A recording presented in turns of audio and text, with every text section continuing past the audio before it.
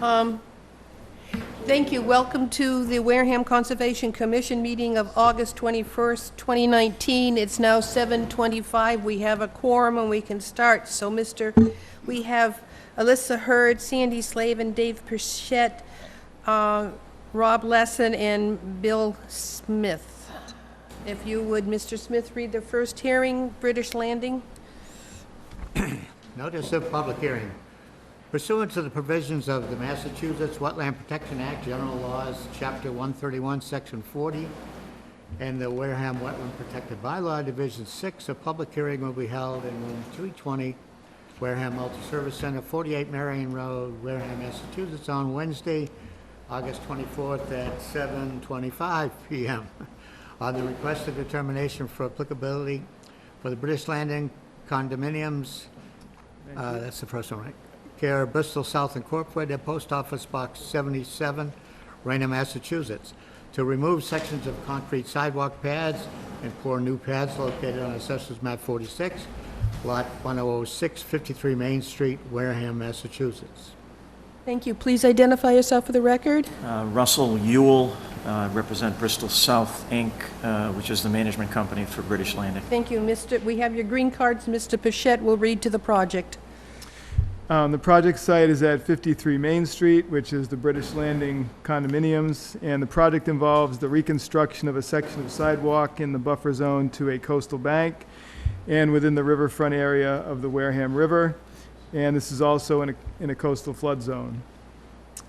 Sections of existing deteriorating concrete walkway in the area depicted on the site plan are to be chipped out, leveled, and resurfaced. The sidewalk is to be placed in the same footprint as the existing.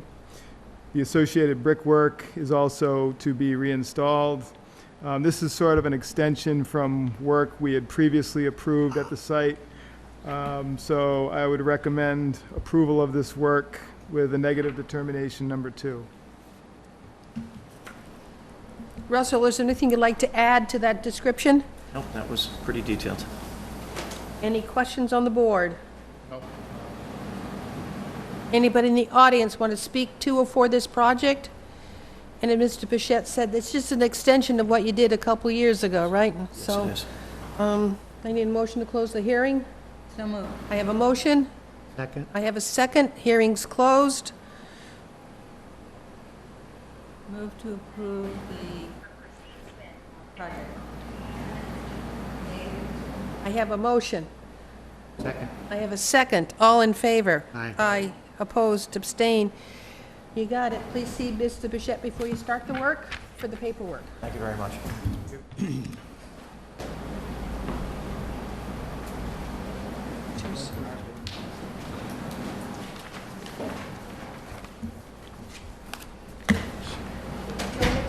Okay, pursuant to the provisions of the Massachusetts Wetland Protection Act, General Laws, Chapter 131, Section 40, and the Wareham Wetland Protective Bylaw, Division 6, a public hearing will be held in room 320, Wareham Multi-Service Center at 48 Marion Road, Wareham, on Wednesday, August 21st, 2019, at 7:15 p.m. Amended order of conditions for Glen Priolo, care of Riverhawk Environmental LLC, 2183 Ocean Street, Marshfield, Massachusetts. To amend an order of conditions located at Lot P28, 6 Preservation Lane, Wareham, Massachusetts. Thank you. Please identify yourself. For the record, my name's Bob Rigo. I'm with Riverhawk Environmental. And we have green cards. Yes. We have, then Ms. Pichette will speak to the project. For me? All of us? No, I guess we're all wicked quiet, so make sure your green light is on and speak right into that mic, or Mr. White will say something to you. Say something to me to say to you. Okay. This project site is at 6 Preservation Lane off of Cremisa Road, and this request is to amend an order of conditions that was issued for the construction of a single-family dwelling, site work, installation of utilities, and this is in the buffer zone to bordering vegetated wetland and within a coastal flood zone. A 30 by 50-foot dwelling was approved within the coastal flood zone, which was a velocity zone, elevation 18, with partial site work within the buffer zone to wetland. The original site plan depicted a certain limit of work around the proposed dwelling. The applicant is requesting a plan change to allow for additional area to be cleared beyond what was originally applied for. The additional area that the applicant wishes to clear was cleared previously at a point in time at this site when the previous owner was going to build there. They never did, and the site sort of regrew back in. And the current owner is simply looking to clear up to that previously existing cleared area. So the original plan that was submitted did not reflect that. He thought that it was going to show the extent of that area, but it did not.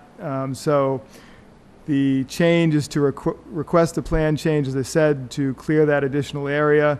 It's still over 40 feet from the edge of the wetland and outside the riverfront area, with the exception of one small finger that was in the riverfront that also had been previously cleared. So I would recommend the approval of the revised site plan as presented.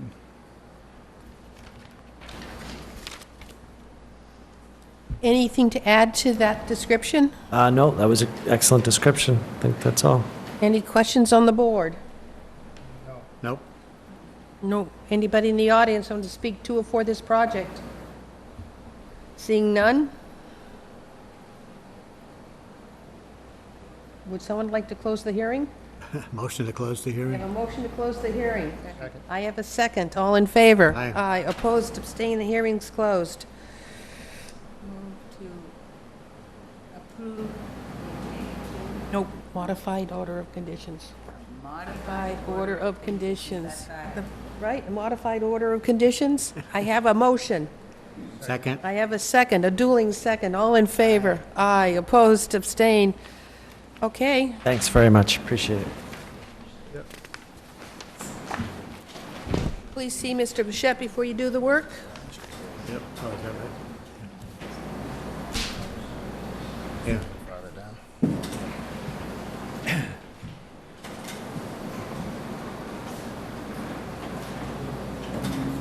Okay. Notice of public hearing.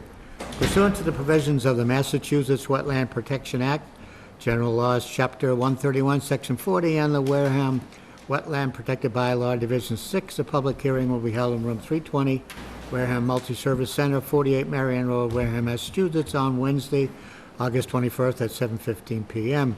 On the notice of intent for Sarah Jean Realty LLC, care of J.C. Engineering, 2854 Cranberry Highway, East Wareham, Massachusetts, 02538.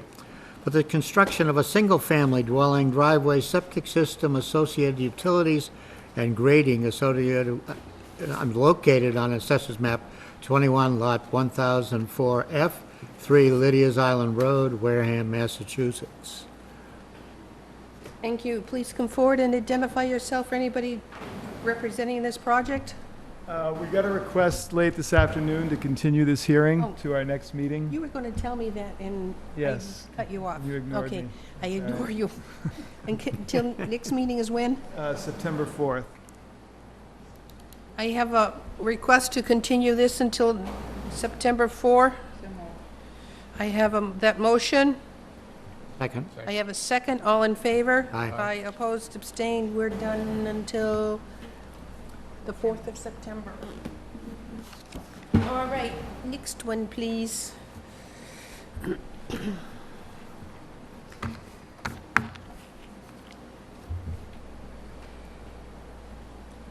Okay? Yes, please. Okay, notice of public hearing pursuant to the provisions of the Massachusetts Wetland Protection Act, General Laws, Chapter 131, Section 40, and the Wareham Wetland Protected Bylaw, Division 6. A public hearing will be held in Room 320, Wareham Multi-Service Center, 48 Marion Road, Wareham, Mass., on Wednesday, August 21st, 2019, at 7:15 p.m.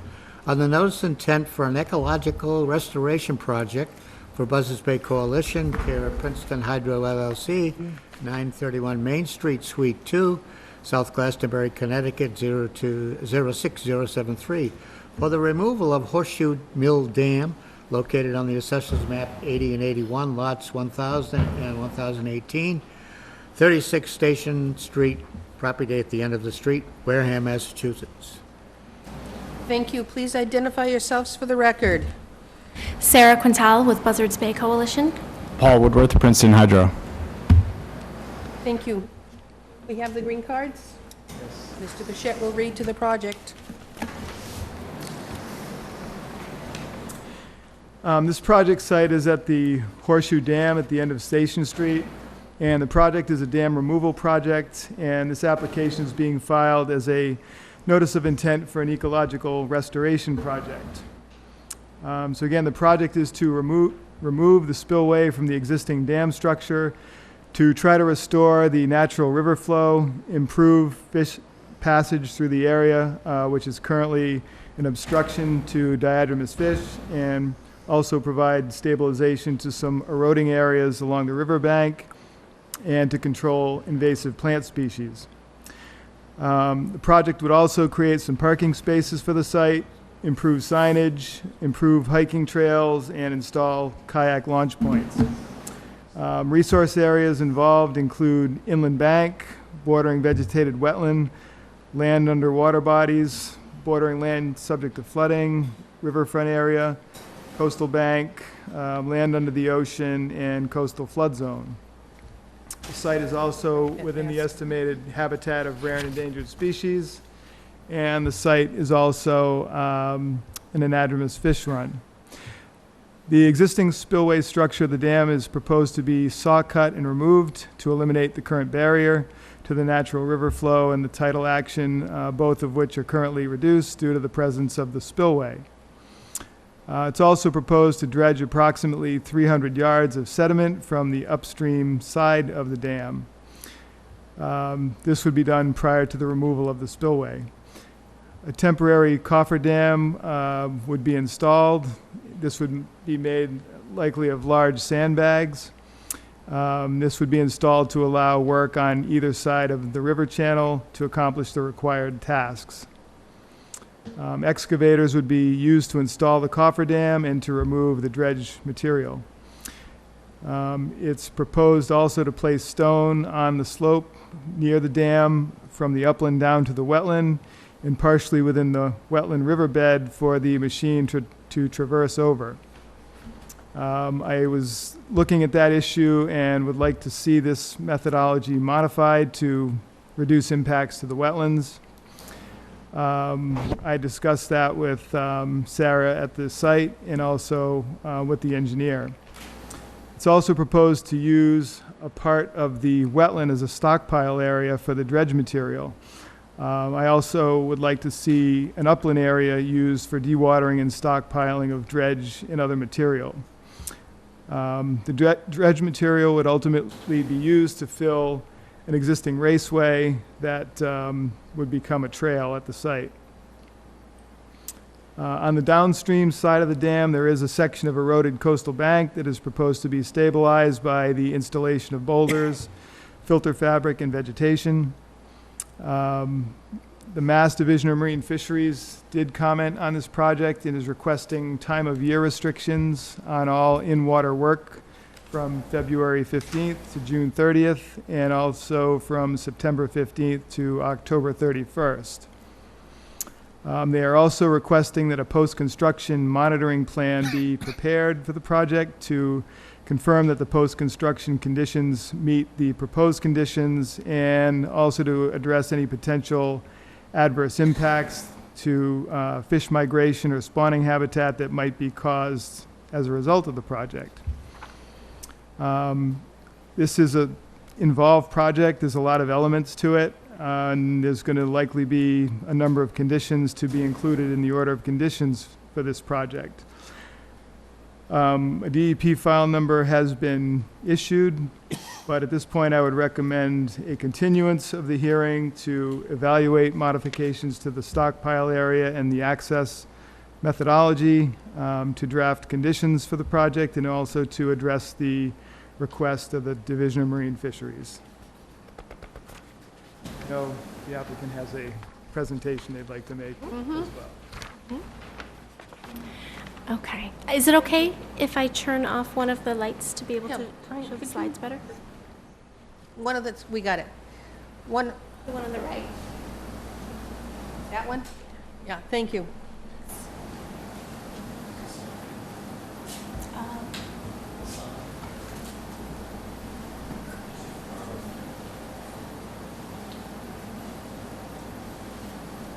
I couldn't write fast enough. I'll let you read it. It's flashing now.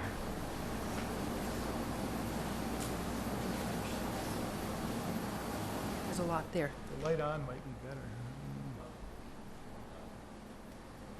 Warming up. Warming up.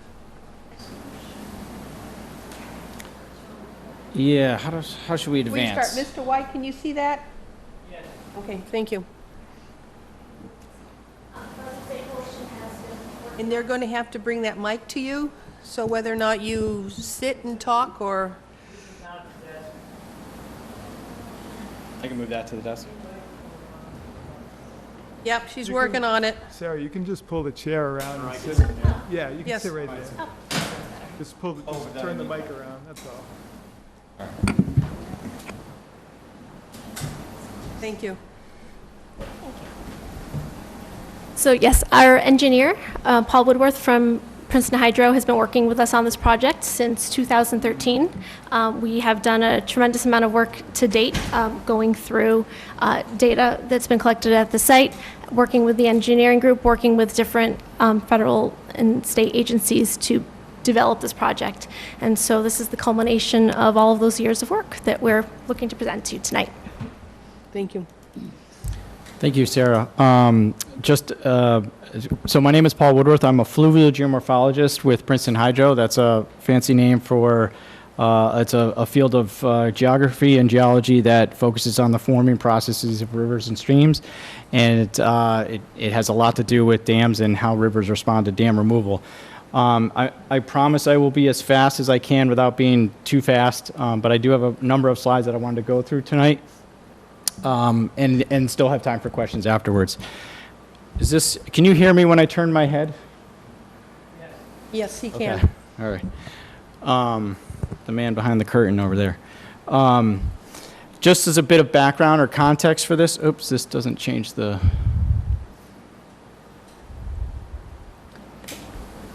Hold on a second. Let me try that.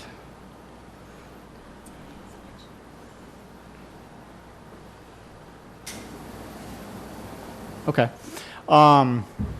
As a bit of context on the national level, if you're paying attention to the news, you're probably hearing about really big dams, many dams coming down across the nation. 82 were removed in 2018.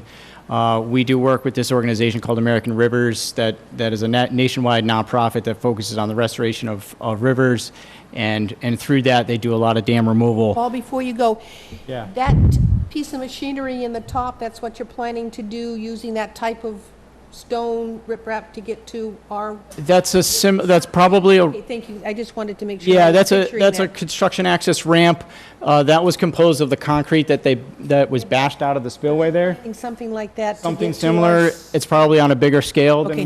than for this site. Thank The you. dam behind it is 20 feet high or so that's a slightly Yeah. different. We're talking about a 5-foot But- spillway here, but yes. Conceptually, you're looking at, that's what's being proposed. Yes, I'm yeah. Sorry for interrupting No, you. that's fine. If that gets to your questions right away, then by all means interrupt as I go through this. So that top one is a dam in New Jersey. That's the biggest dam removal in New Jersey that's happened so far. It's one that we actually got to work on. There's a comment in there about just 4 in Massachusetts, not for the lack of effort. That's inserted by somebody from the Division of Ecological Restoration here in Massachusetts, because Mass is actually one of the before I jump ahead, one of the states that's leading dam removals in the nation right now. It used to be Wisconsin and Pennsylvania, but now Massachusetts is sort of surging ahead in terms of dam removals. So as a point of just a context and the range of projects that we're talking about here, Glines Canyon Dam was a big one. That's an excavator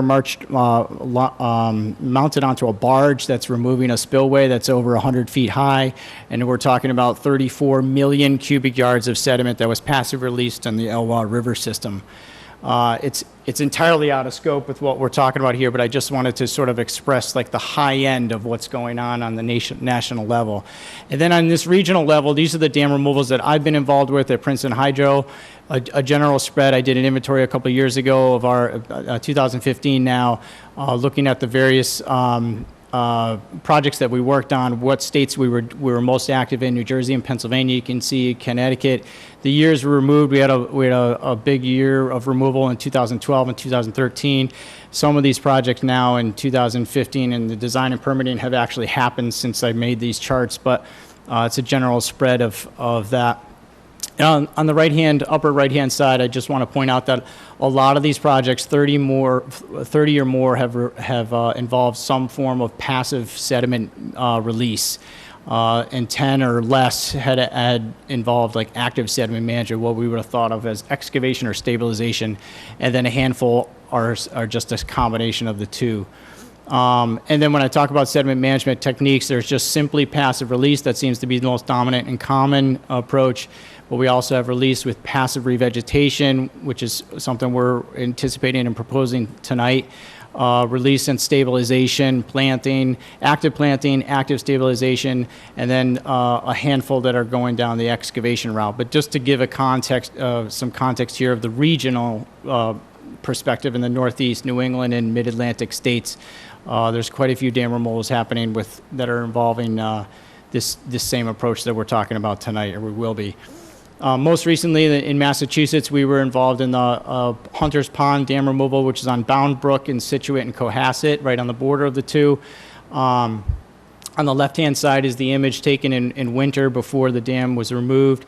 On the middle picture is just during the growing season. You can see the vegetation in the center of that pond. That is a delta of impounded sediment. We estimate about 3,000 cubic yards that was potentially mobile when the spillway was removed. And then on the far right is post-removal, probably at a high tide event where the area is still backwatered, because this is tidal, just very similar to the situation we're looking at Horseshoe Mill. But you can see that delta is still there and still supports vegetation. Even this is outside the growing season, so it's a leaf-off aerial. But just to give you an idea, we had estimated about 3,000 cubic yards of potentially mobile sediment, and much of it stayed, even though the channel did reform around it and was allowed to do so passively. As I said, Massachusetts has become a leader in dam removal. They've removed over 40 dams. The majority have involved passive release of sediment and without any adverse impacts detected downstream.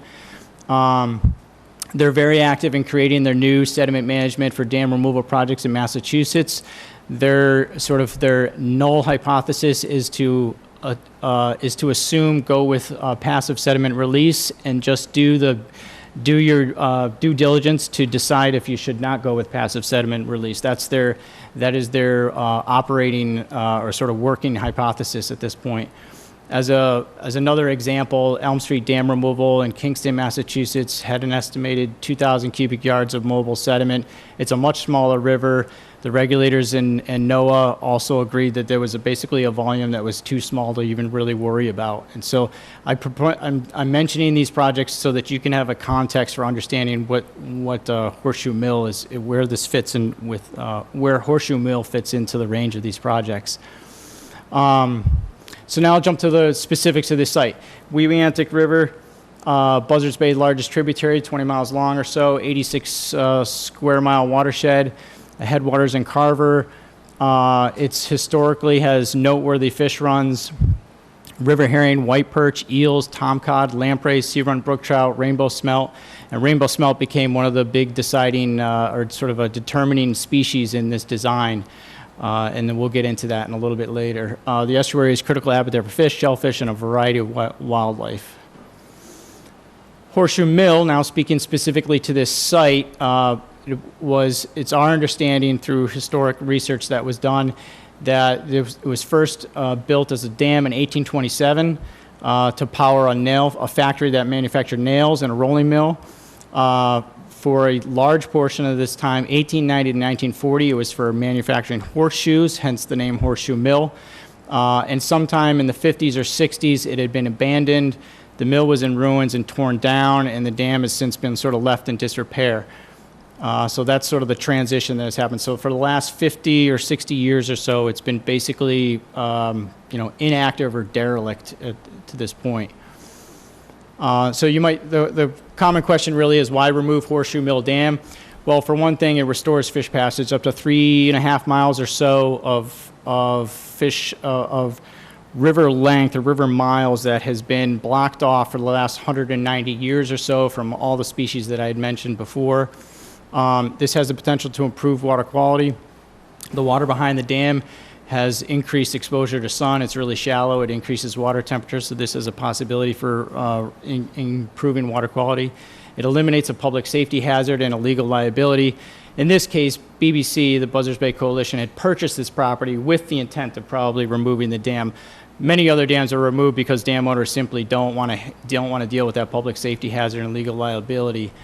Another cause for dam removal, or another reason for it, is that dam safety regulations are constantly evolving, and it can be very expensive to try to keep your dam up into a condition that is compliant with dam safety regulations. And so there's a high cost of inspections, maintenance, and repairs that comes along with owning a dam, and that's why many dam owners often go down this route.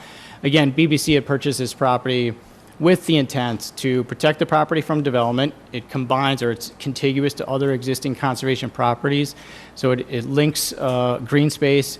They wanted to restore fish passage and other critical river functions, including the tidal fluctuation that used to occur at this site, fish spawning potential, and the expansion of rare plant habitat from the downstream estuary up into the impoundment. And then lastly, they're looking to provide public access for passive recreation. Any questions at this point? Seeing none? So to speak specifically about the attributes of this site, first and foremost is the spillway and the bridge. The bridge is sort of used to continue into a large mill complex. It's no longer there. It is structurally connected to a spillway right below it.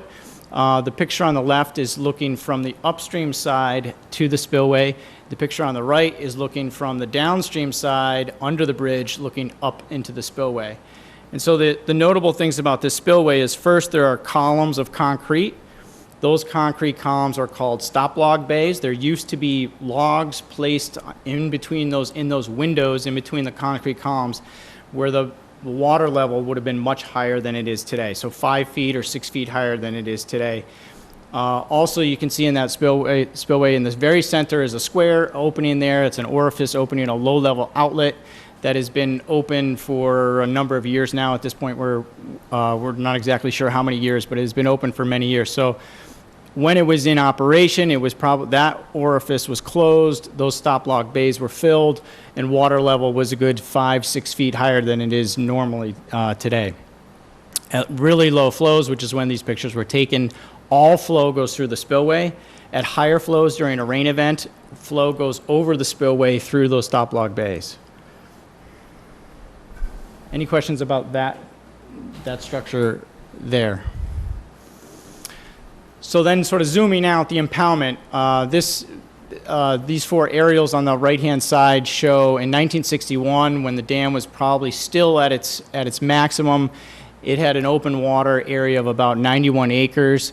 Sometime in the 60s, probably in the early 60s, the dam the mill structure was taken down. The dam was lowered and dropped at least 5 feet from its former maximum, so that in these more recent aerials, 1997, you can see that open water is shrunken, and you can see a channel that has formed on the upstream end of that impoundment. Perhaps I can get up and point to it real quickly.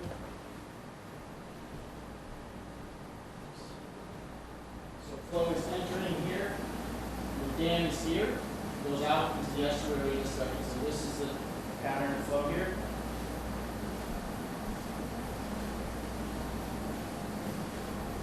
And so in 2008, you can see how much of the impoundment is basically green from vegetative cover. And again in 2012, even more so. So some of that is from just the encroachment or the regeneration of of vegetation from the lowering of the water level and the accumulation of some sediment over the years. Downstream of the spillway is a riffle that is a mixture of native cobbles and slag from the mill, material from the mill that's been released for years now. That riffle happens to be a productive spawning riffle for smelt now. The smelt are not able to go any further beyond this riffle at this point, but it has been noted and observed by by the fisheries division that smelt are actually utilizing this riffle, even though it is not composed of all entirely natural materials. It is still an area that is productive smelt spawning habitat. And so this is the southernmost, in Massachusetts, this is the southernmost run of rainbow smelt. Smelt are part of the reason why this dam is being proposed to be removed. It's anticipated that this kind of habitat will reform up into the impoundment, and that smelt will have have many more linear feet and more riffle features to basically spawn in. Also interesting of this site is the raceway. The raceway, if you visited the site, you notice some sections have vertical walls still intact, but other large chunks of concrete have basically fallen in. It's fairly dilapidated. It's not really something that fish can get up in any condition right now. In fact, many fish actually enter it and then get abandoned at low tide and sometimes fail, and sometimes we think they may be spawning in it and not succeeding because they're getting abandoned by low tides. On the far right is a structure there that we are proposing to remove. It's related to the millworks. We're proposing to sort of extract it from that location and place it somewhere on site as a feature to sort of memorialize the millworks that used to be there. The other interesting thing is that upstream of the concrete dam is something that we are calling a legacy dam. Feel free to, do you want me to back up? Oh, okay. The legacy dam is what may have been either a dam built before this dam was built, or a water control diversion that was built to assist in the construction of the concrete dam. Really, it is a timber crib structure, so it's logs with earth and cobble fill, and it spans the impoundment at that location that Sarah just pointed out, and yet it is breached, so there's still flow going through it in that center point there. This structure has the potential to be a fish barrier itself, and so as part of this project, we have proposed to get into that area and widen that breach a little bit to make it so that it will not be a barrier to fish migration. That would sort of defeat our efforts if we were to just remove the concrete spillway and do nothing there, or at least ensure that that is not passable. So that is part of our project, is to traverse up to that area and remove that legacy dam. Also, Remove the dam or widen it? well, basically to widen it, Okay, not widen the dam, but to widen the breach. The breach, yes. Yeah, widen the okay. breach. It seems when we have probed, we've walked around it, we have probed it at low water levels, it seems to be constructed of stone, cut stone that is probably a vertical drop at one location and very constricted, and that would basically make it impassable. So this would be dismantled with an excavator. The stones would be moved aside, the earth would be shoved aside, and that material would be taken out of that position so that it wouldn't be a barrier to fish movement. Also in the water, in the foreground of both of these pictures actually, is the area where we are proposing to install a cobble spawning riffle for smelt spawning habitat. This was an aspect that was requested of us from Division of Marine Fisheries. Yeah, so in that area, and this extends from that location all the way down to the concrete spillway. In that area, we are proposing to excavate approximately 300 cubic yards of sediment out of that space and then to replace it with river cobbles of about yay size that would be suitable habitat for spawning, for smelt spawning. That was an aspect that was arrived at after, well, an alternatives analysis and then the MIPA process, and so that is our design to satisfy DMF and take advantage of this opportunity to expand potential spawning habitat for smelt. One thing that I'd just like to point out on that topic is, so the smelt as well as other species in the estuary, their habitat is currently getting pinched out by the dam because we do know that the sea levels are rising in this area. And so as those sea levels rise, the habitat for these species is becoming less and less. And they want to be able to continue to swim up the river to be able to spawn just beyond that tidal reach. And so by removing the spillway, enabling that fish passage to continue farther upstream, we're giving the smelt as well as many other species of migratory fish a lot more options in better habitat. So by doing what we're proposing here, we actually think that there could be, in addition to this expansion of smelt spawning riffle that we're proposing immediately close to the spillway, that potentially up to 3 or 4 other riffles that will develop within the impoundment that could also become suitable for spawning fish species. Any questions at this point?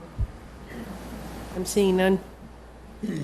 We're 19 minutes into this, so I think we're getting close to the end here. So this is the image of the proposed conditions and the plan set that you have seen. I wish I had a laser pointer at this moment. Yeah, can you be my laser pointer? Let's point to the kayak location. Okay, yes, so thank you. So that's the entrance to the property there.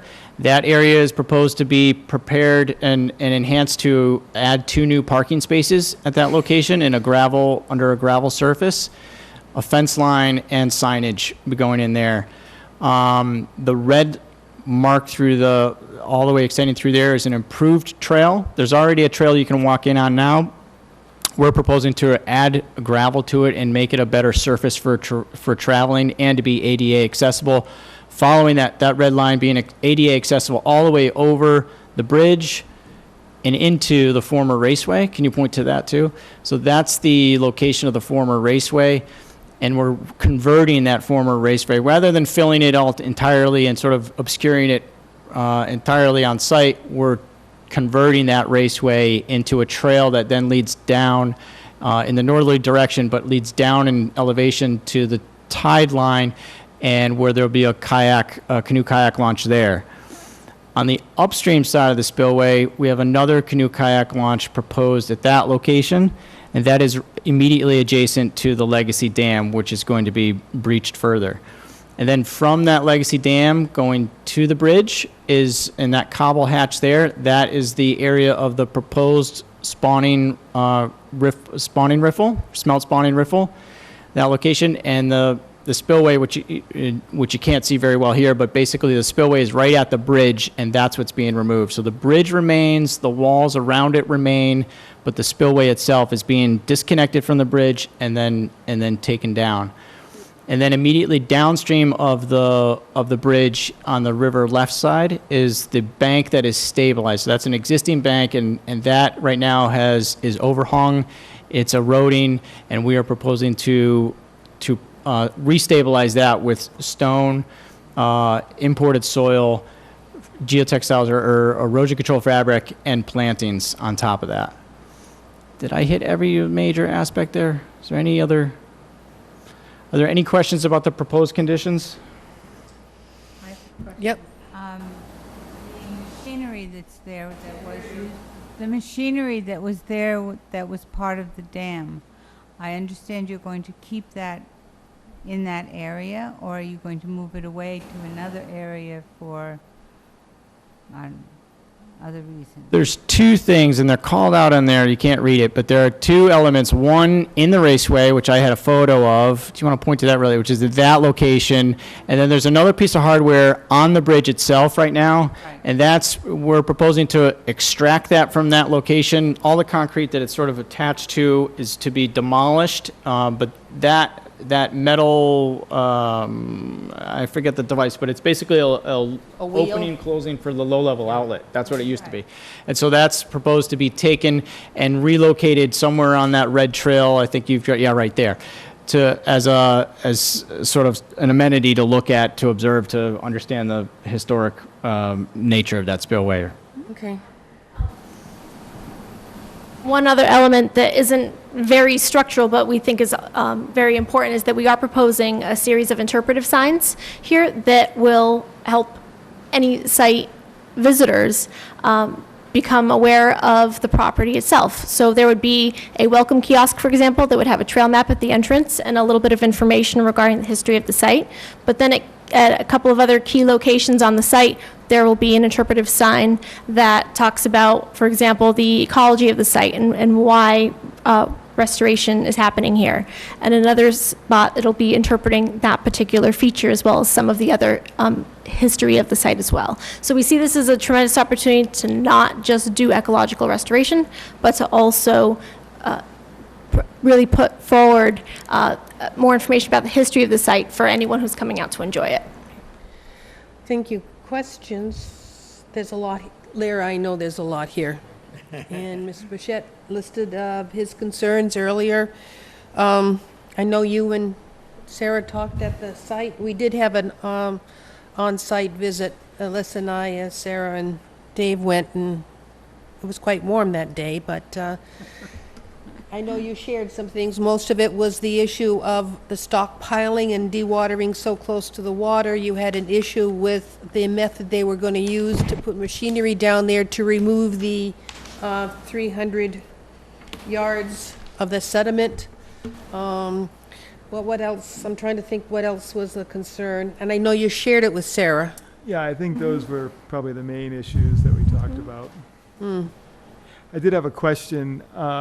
On the spillway at the far downstream end, currently the water goes under sort of a concrete bridge there. What's going to happen with that whole setup? How's that going to work at the end? Not No. there. I'm talking about The the northern raceway. end. Oh, the raceway. At the canoe launch. Yeah, hold on, let me see if I have a, I don't think oh, I don't have a photo of that. A picture of it. Yeah.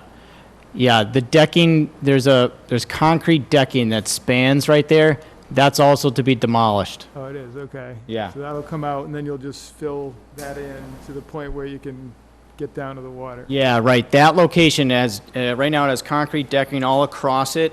That decking is to be demolished, and right underneath it is going to be where the kayak launch is built, where you're going to have timber, basically steps going down from high tide down to a low tide. Because on the low side of that, there's still a feature where water kind of just spills over. Is that going to be chipped out as well, or are you going to fill over that? Where water spills over in the raceway itself, you mean? Yeah, like at the end of that at low tide, it's sort of elevated compared to the river. I think you're talking about part of the existing smelt riffle that's in the channel, in the river channel itself, in front of the raceway, just beyond the raceway. Yeah. Yep. So that's what we consider to be part of that existing smelt spawning riffle that DMF from the beginning Sort of has like not that? wanted us to touch. So that actually stays exactly the way it is. Yeah, I don't mean that. I mean the raceway itself where it meets that area. It's sort of elevated above that. So how are you going to make that transition into that? Yeah. Well, that's to be redesigned to be all that material needs to be either modified in place or removed in order to accommodate the riffle. I mean, accommodate the canoe launch that goes down into the down to low tide level. All right.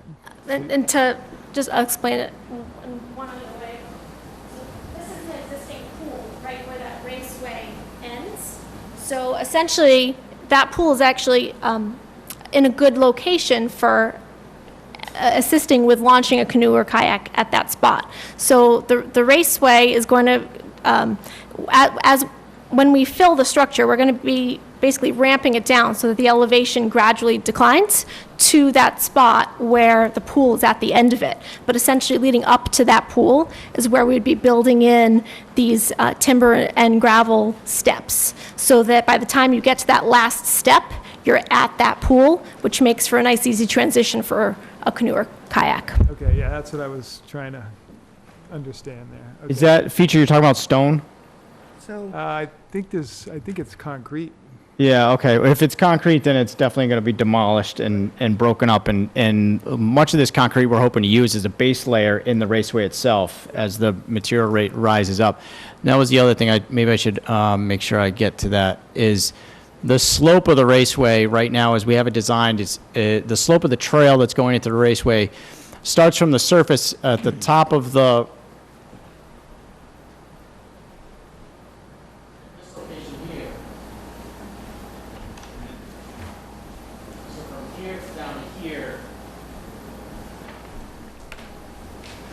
is a gradual slope that's ADA approved right now. So ADA compliant. ADA compliant, yeah, sorry, it's not an official approval process, it's a compliance. So right now it has slopes and flats that are, supposed to be universally accessible all the way down to that kayak launch. Okay. Then on page 12, you have a detail of how you're going to build up the steps to get us down there. That's right, yes, that detail there is guidance for how to build that kayak launch. All right. Anything else? I think we Yeah, could do you mind if I create the have a couple construction more methods. slides, if that's all right? One more? Two more? Yeah, you want me to cut it short? The construction I'll skip methods. over this is a photo rendering of what that riffle might look like and the surrounding vegetation that will form after the impoundment is dewatered. During a low tide. Yeah, and then just a quick question: why passive sediment release? Well, the quantity of sediment we're talking about is well within the capacity of the river to convey. The quality is acceptable and comparable to downstream concentrations, and it's acceptable for release.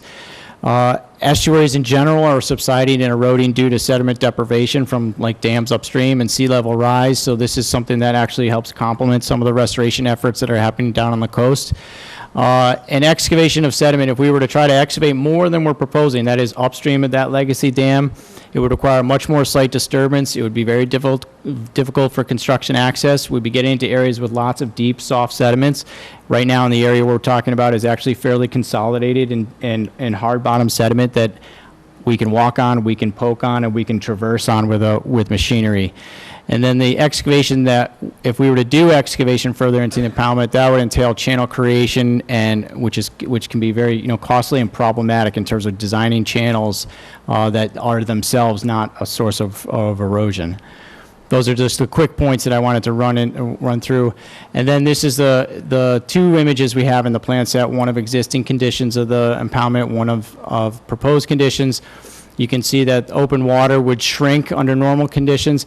However, that blue area you see in the left image is roughly equivalent to what the high tide line will be. Once we remove the spillway, this site will then be re-accessible to the tidal fluctuation.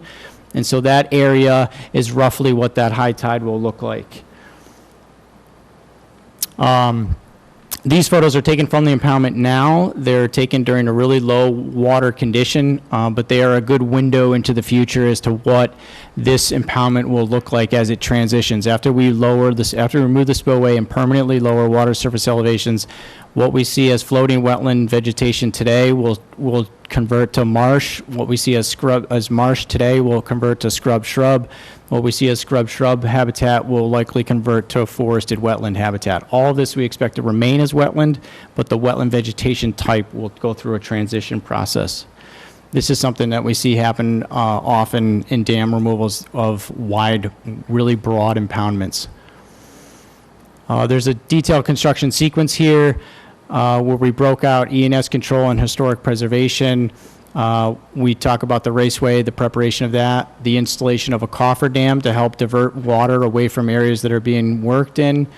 We have the excavation of sediment and the riffle installation. Okay, I could jump to that. Well, this plan here illustrates the construction sequence on the far right for a contractor.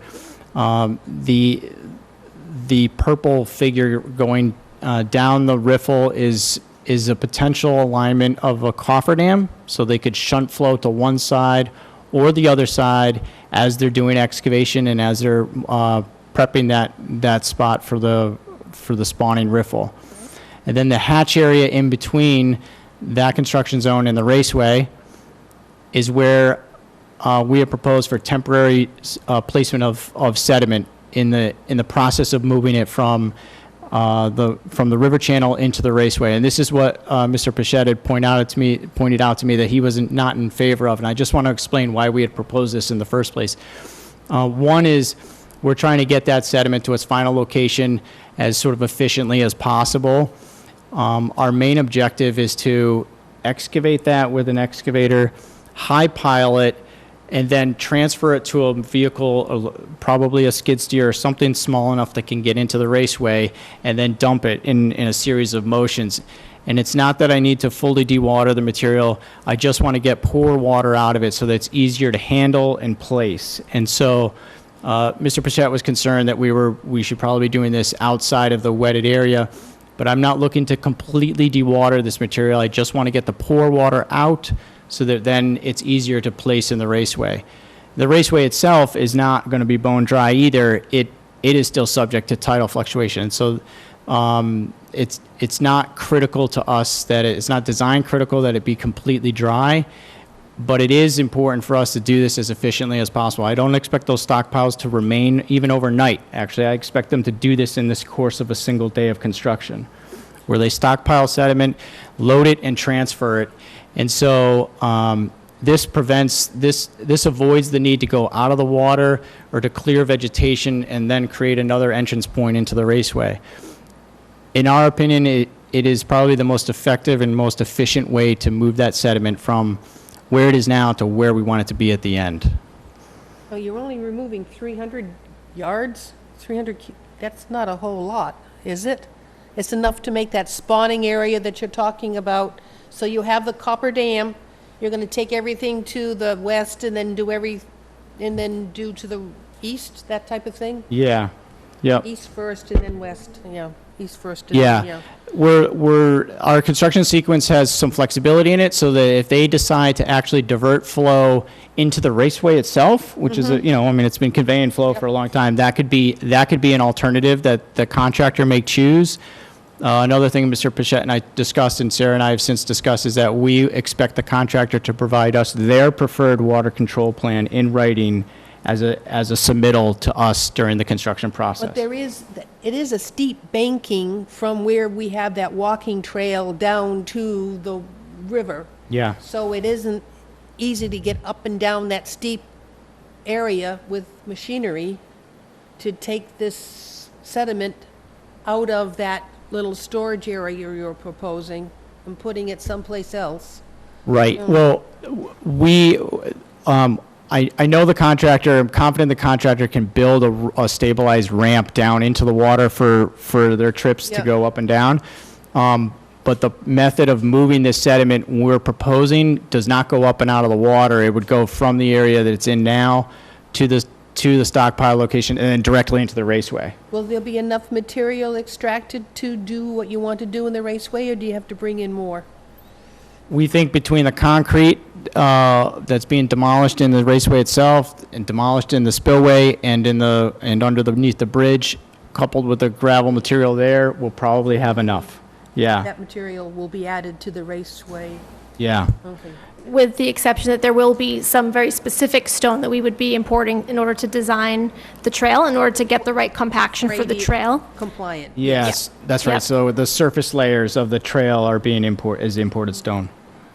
Do you have more slides? I'm sorry, I know I'm killing you with this. We also started a half hour late. I know, so- I totally get it. And I'm sorry for everybody that's been waiting to do their 2-minute run through. I'll stop there. But I just wanted to hit the last thing was just a variety of steps that we are taking in this construction sequence. Between the timing of it, we're trying to minimize upland soil disturbance. That's also for historic reasons. They don't want us to disturb any of that soil in that area. We have stabilized construction access ramps. We're using cofferdam to control water. We're excavating the sediment at the spillway, which would be the sediment that's most prone to mobilize right after removal. We're trying to do an efficient sediment transfer from one location to the other, a controlled dam demolition, installation of a cobble riffle, stabilization of the banks downstream, and then passive sediment revegetation in the impoundment upstream. That's it. So there. Thank you, Paul. Yeah, thank you. I know there's a lot of questions. I have some. Do you want to continue, go down and take a look at the site if you haven't seen it and come back? Sorry.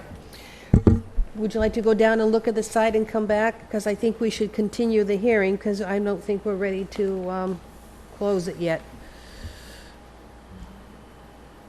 Yeah, I'll go down. take a Yeah. look at it.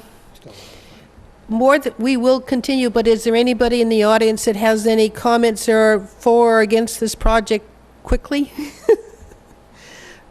I'm seeing none, but anything else you want to ask? Send him away with questions so you can come back?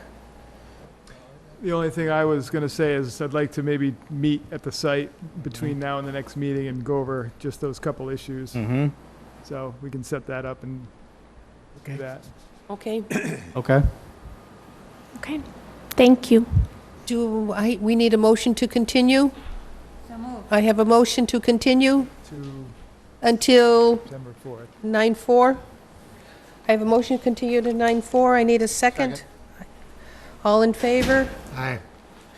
Thank you. We'll see you back on 9/4. And Sarah, please contact Dave and come up with a meeting date when maybe you and Paul and he can talk about the site. Thank you, Paul. Thank you. Appreciate it. Thank you.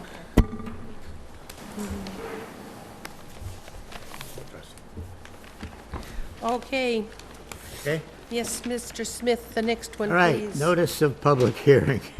Pursuant to the provisions of the Massachusetts Wetland Protection Act, General Laws, Chapter 131, Section 40, and the Wareham Wetland Protected Bylaw, Division 6, a public hearing will be held in Room 320, Wareham Multi-Service Center, 48 Marion Road, Wareham, on Wednesday, August 21st, 2019, at 7:15 p.m. On the notice of intent for Buzzards Bay Coalition, care of GAF Engineering, 266 Main Street, Wareham, for the replacement of seasonal boated storage rafts floats located on Assessors Map 21, Lot D, 16R, Winship Drive, Wareham, Massachusetts. Yes, please identify yourself for the record.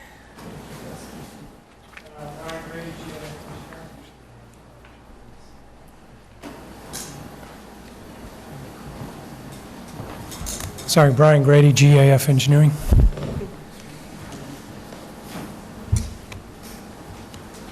Mr. Chrisette will speak to the project.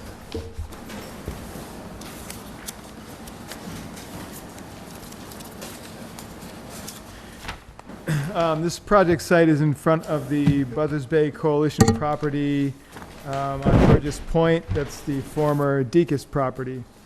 The project involves the installation of 4 floats out in the water in front of the Buzzards Bay Coalition Conservation Property, which is in land under the ocean and land containing shellfish. The site is also within the estimated habitat of rare and endangered species.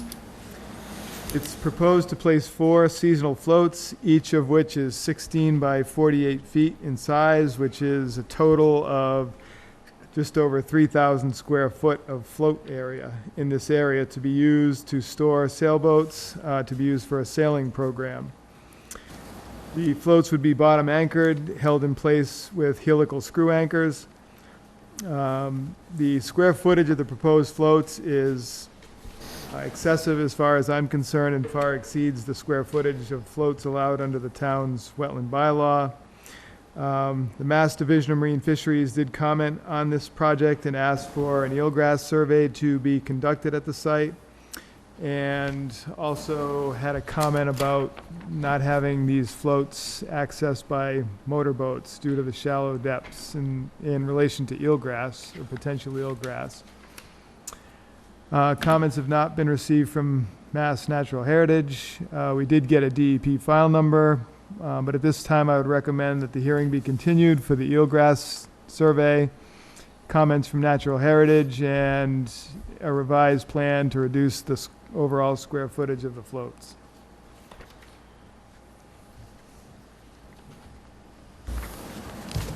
Any statements, please? Anything to add to that?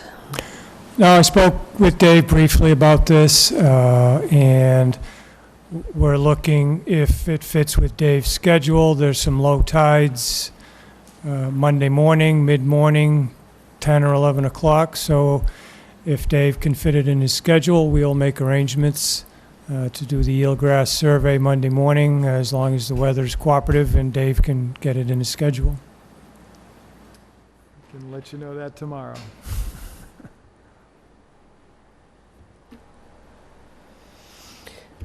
Anybody, anything else to add? Anybody, any questions on the board? This will be continued, but is there any questions you have right now? Not at this point. No. How many sailboats are they planning to put on these, on this pretty large floating flotilla? Well, if you look at the plan, each raft will fit 6 boats. So we're just illustrating the craft. Times 4, it's 24 boats. Correct. How many are in the program right now?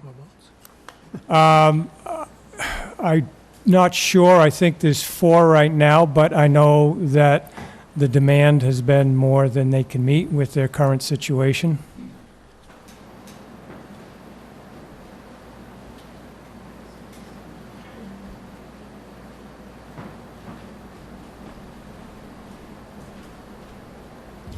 Anything else? Anybody in the audience would speak for or against this project? If I see none, I'd like to have a motion to continue until 9/4. Good? Motion, so moved. I have a motion to continue until 9/4. Second. I have a second. All in favor? Aye. Opposed? Abstain? See you in 2 weeks. Thank you. And you'll talk to me tomorrow. Okay, great. Okay, Mr. Smith, next one, Okay. please. Notice of public hearing. Pursuant to the provisions of the Massachusetts Wetland Protection Act, General Laws, Chapter 131, Section 40, and the Wareham Wetland Protected Bylaw, Division 6, a public hearing will be held in room 320, Wareham Multi-Service Center, 48 Marion, Wareham, Massachusetts, on Wednesday, August 21st, 2019, at 7:15 p.m.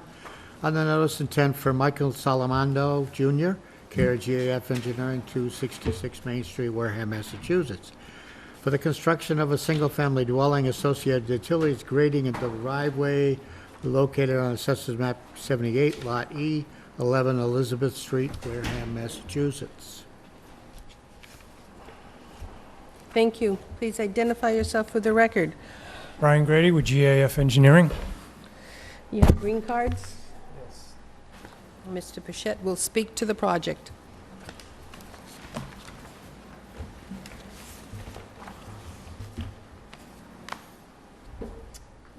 The site is at 11 Elizabeth Street in Rose Point.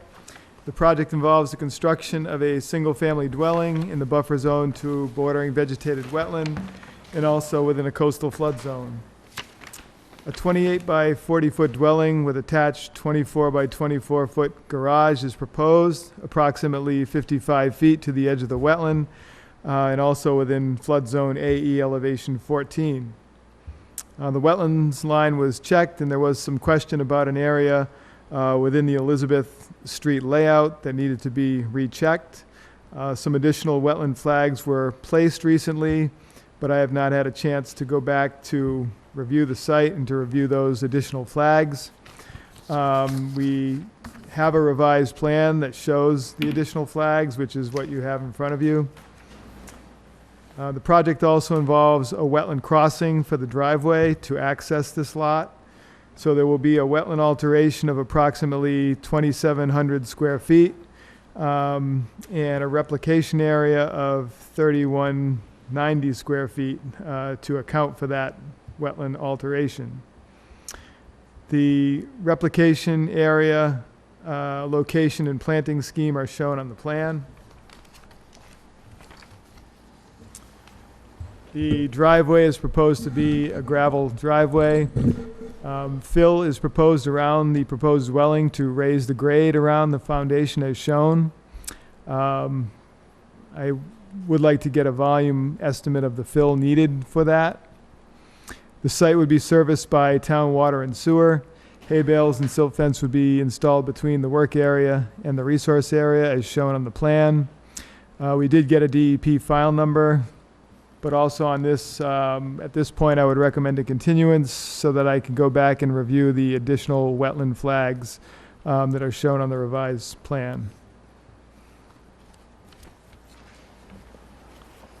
Any additional comments, please?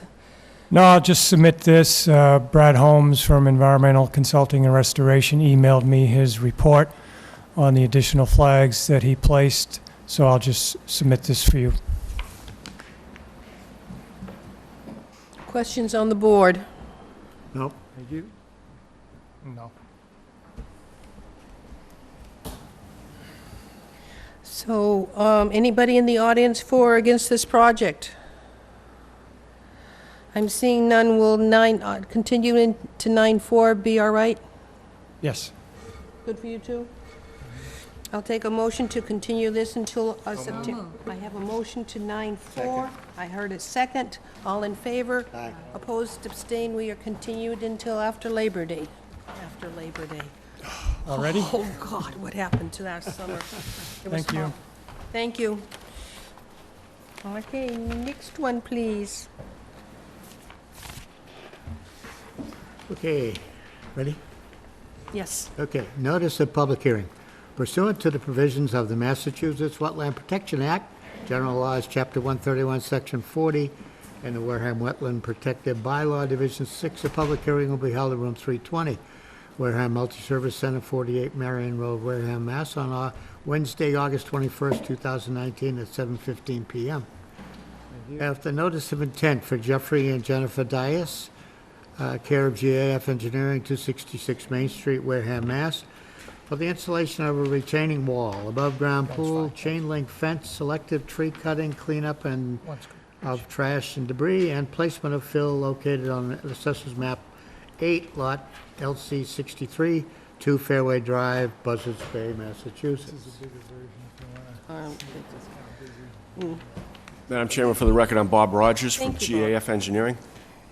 And you have green cards? Yes. Okay. Your turn, Mr. Bichette. Speak to it. This project site is at 2 Fairway Drive in Onset, and this application is being filed in response to an enforcement order that was issued for unpermitted landscaping, removal of vegetation, regrading work, and dumping stumps in the buffer zone to wetlands at this particular site. So this notice is submitted and proposes to construct a retaining wall in the buffer zone and then to backfill behind the wall and to landscape that area.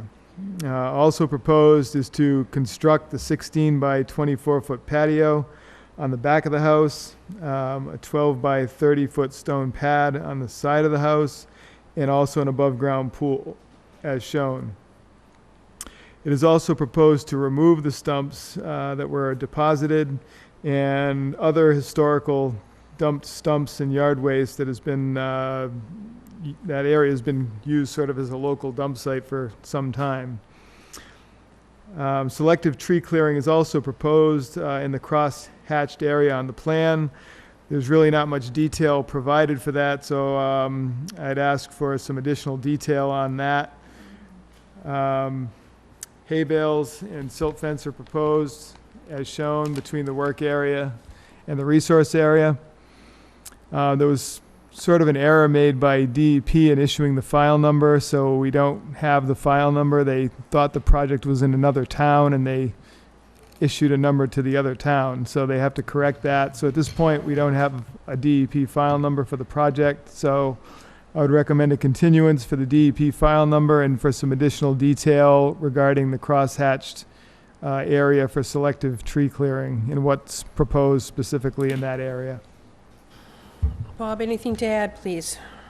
Just with respect to the initial violations, I mean, it's my understanding that this house was built in the late 80s, early 90s, and they received a building permit to build the house with no filing required by Concom. So at that time, I guess this isolated vegetated wetland either wasn't noticed or noticeable, or but so the dioceses, I would say, you know, they when they purchased the home, there was no history of a wetland being designated on the property.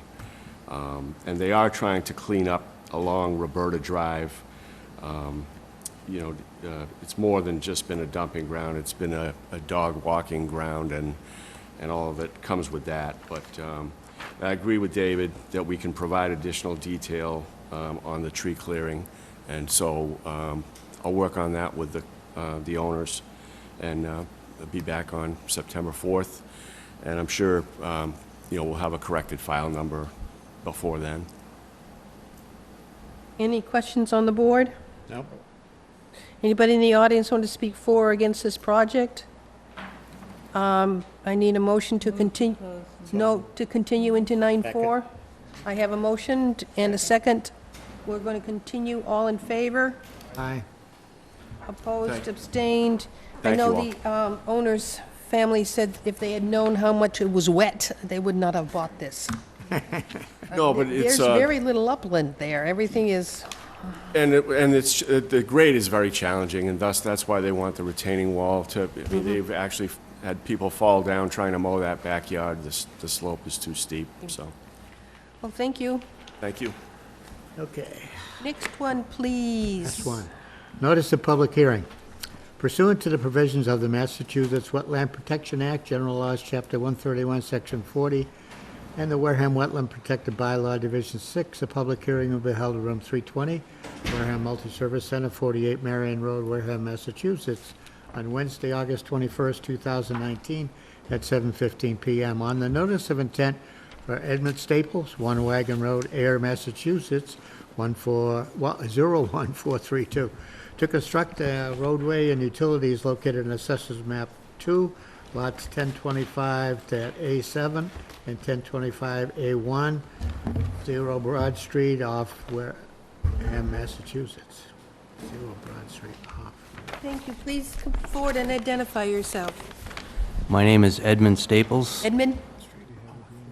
Do you have the green cards? I do not. Did you notify your abutters of this meeting? I did. And you have not received them back? I've received all the green cards. I just didn't bring them to the meeting. I didn't know I needed to. My will- wife is actually texting me photographs of every single one right now if you want to see it. Well, it's okay. You can get them to us because we're going to have to continue the hearing anyway because we didn't Okay. get a DEP file number for the project. But anyway, I'll go over it. Okay. So this project site is off Broad Street in Onset, and the project involves the construction of a driveway access and utilities to an existing lot at this location, which is within a coastal flood zone and also partially in the buffer zone to isolated wetland on the adjoining lot.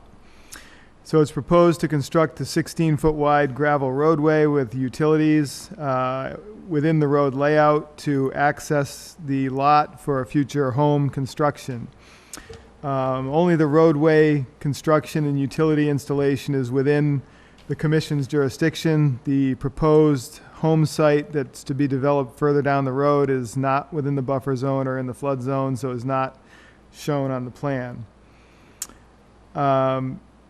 Hay bales would be installed between the work area and the resource area, and I would recommend that the road construction pitch away from the wetland so as not to direct any runoff towards the wetland. As I said earlier, we have not received a DEP file number for the project, and we don't have the green card, so I would recommend a continuance of the hearing at this time for those items, but obviously hear what has to be said and go over any additional questions. Yes. Was there anything you'd like to add to that statement, please? No, I think that pretty much covers it. This was an approved project in 2009, and it expired. It was a definitive plan.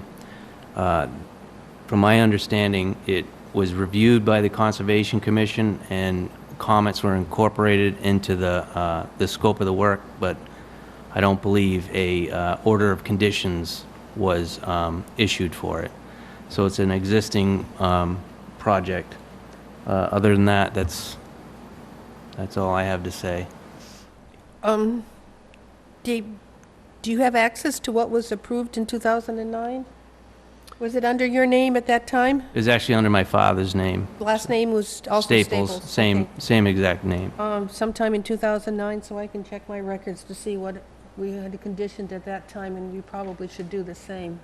Well, there may not have been an approval requested at the time. In other words, it might have only gone to the planning board and never gone any further than that. I Right. don't know. I'd have to look into it. Right. But I don't recall us ever having a hearing on this before.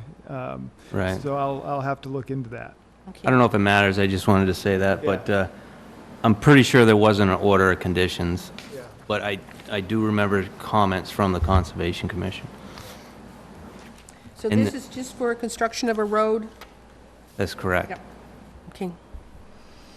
Anything else? Questions? Anything else you'd like to add before I ask the board their questions? Is there a way for me to follow up on getting the DEP number? Yes, you would want to call the regional office in Lakeville and inquire as to what the status of the Okay. file number is. Okay.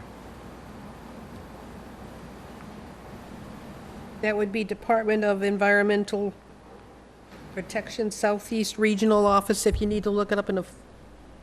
Yeah, Webs- 946-2800 is the number. Oh, thank you. Thank you. I knew you would have it at the top. Questions on the board? Not at this time? Audience? For or against the project? I know I have a couple people I think want to speak to this. Nancy, please come forward and identify yourself, please.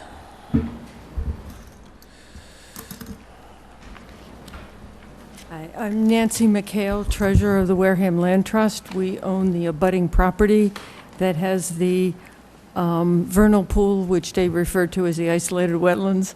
That is one of 3 certified vernal pools in the town of Wareham, and we would ask the commission to put as stringent conditions on this project as possible in order to protect that wetland.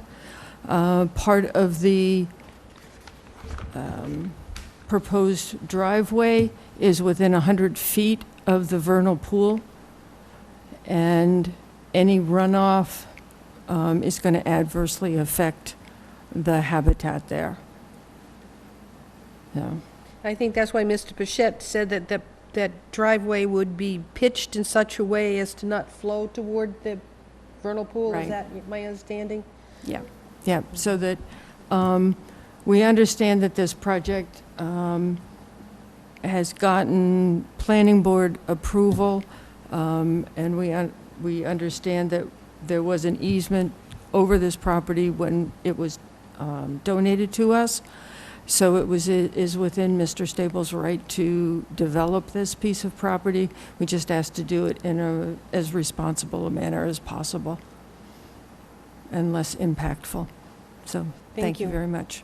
Anybody Appreciate your else? consideration. And we're going to continue this, waiting for DEP and green cards. So I'll take a motion to continue until, what, September So moved. 9/4? I have a motion for 9/4. I have a continued. I have a motion, I have a second. We're going to continue 9/4. All in favor? Aye. Opposed, abstain. So DEP and green cards, and we'll see you back here after that holiday. Very And I good. won't say again. All right. It's Thank too you. depressing. Thank you. Thank you. All right, that was for our public hearings. Now, we have continued public hearings. We have a Scott Blagden, Blagden, please come forward.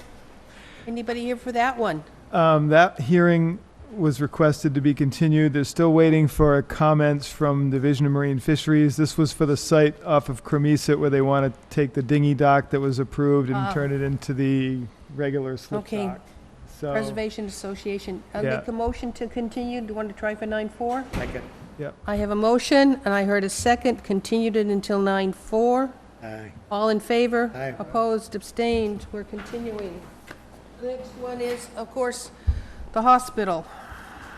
I thought we would have some info by tonight, but we still do not. So again, I would request or recommend a continuance to the next meeting. I have a motion to. I need a motion to.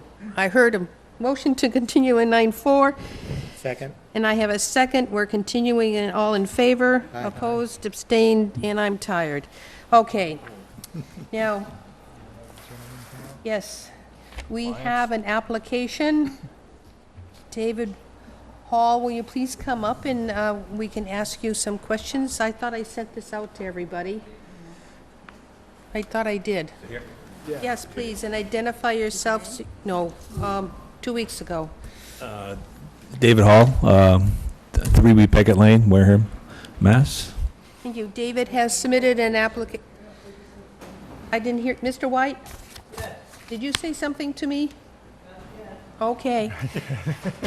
David has submitted an application for membership for Conservation Commission, and I invited him to tonight's meeting so he could see us and we can speak with him. So tell us why you want to. Well, I recently retired here to Wareham. I'm a retired geologist, and I just thought I could get involved more in the community here and maybe apply some expertise that I might have to be able to help you guys out and to, again, help the community a little bit and just get involved, basically. Nice.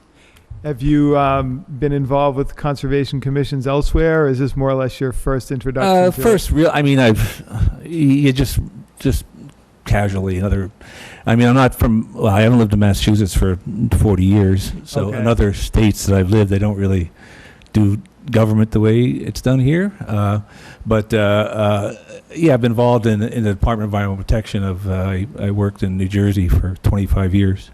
That's what I did, work for the Department of Environmental Protection there. Okay. So I'm real familiar with the process that goes Sure. on here. All right, great. We need the help. Yes. Need help. As I mentioned to David, we meet on the first and third Wednesday from 7 till usually 9. And we just get public hearings about people who want to do things around our waterways and wetlands. And things that shouldn't have been doing and they were doing and we caught them. So you got an idea of what type of hearing we have. Most of the time, we don't have so many continued. This was an unusual amount, and so next, for the 4th, will be quite a busy one. Any questions for us?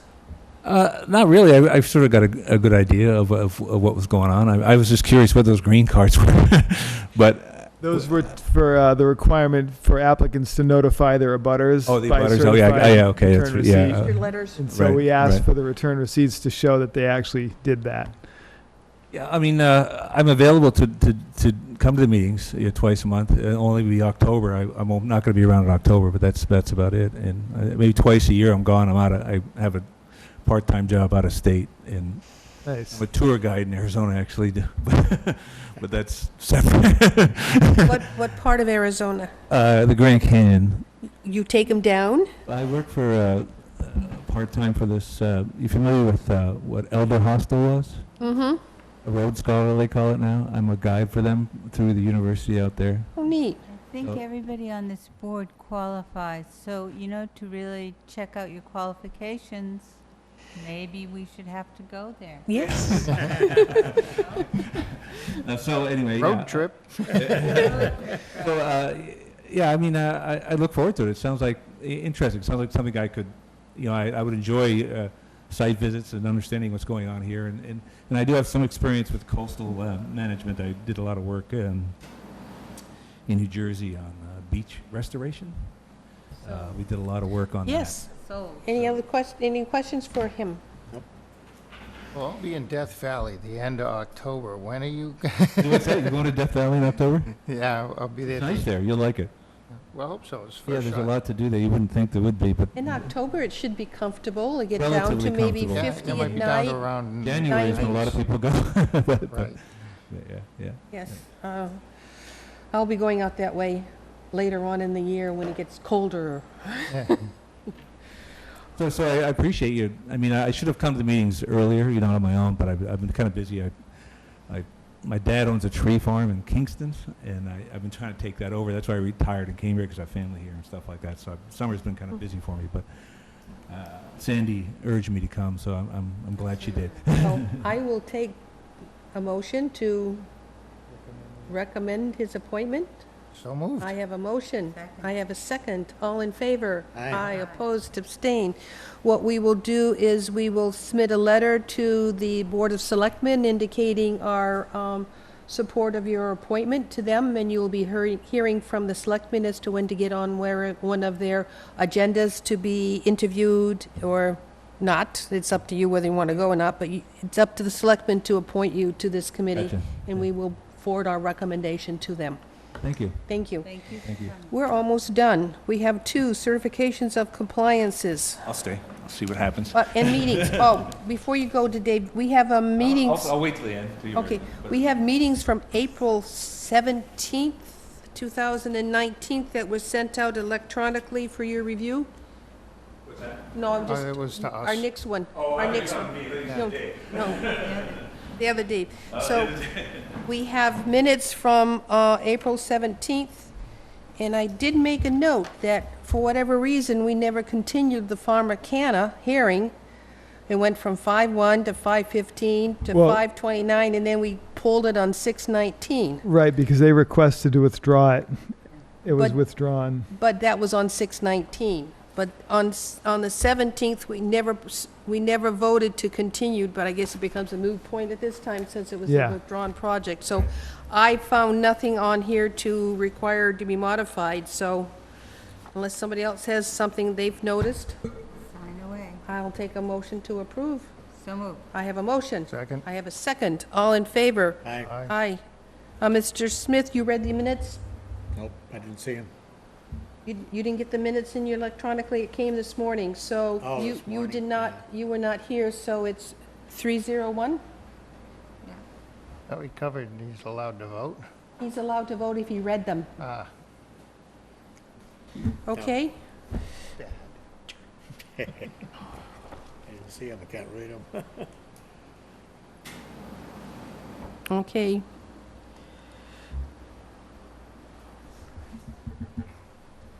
There's the minutes all approved, we now have 2, There's only one that I'm going to recommend, which is the first one, 39 Crab Cove Terrace in Parkwood, was for a retaining wall / seawall reconstruction. That has been completed according to the order of conditions, so I would recommend the issuance of the certificate of compliance for that. all right, somebody make that motion or So say. moved. So moved. I have a second, all in favor? Aye. Opposed, abstained. Okay, The second one, I just did not have a chance to get to the site to do the inspection. I thought I might, but just didn't work out, so I'll have to put that one off to the next meeting. all right. Anything else on here?